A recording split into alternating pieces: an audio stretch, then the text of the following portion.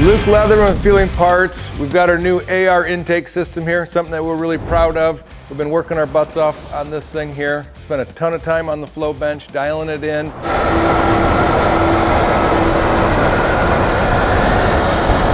We really got to prove the performance of this air intake system on our GP race bike. Billet aluminum, machined on a 5-axis. It's modular to our existing BA air cleaner where it uses the same backing plate on the Gen 1 models. So we're showcasing it here in a Gen 1.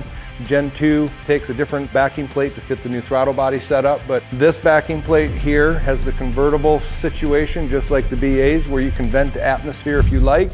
We actually prefer, at least on the Gen 1s, running the standard breather system so that the breathers actually have some vacuum pull on it. But anyways, we really spent a lot of time on the size of this. We've got an AR chamber inside here, and we also have real bitchin' velocity stack.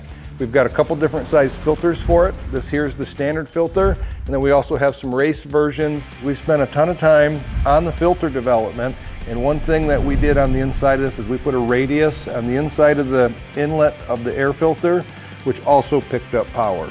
This is something that's been tried and true, not only on the flow bench, but also on our GP bagger race bike. So track proven and tested. No bullshit, just performance.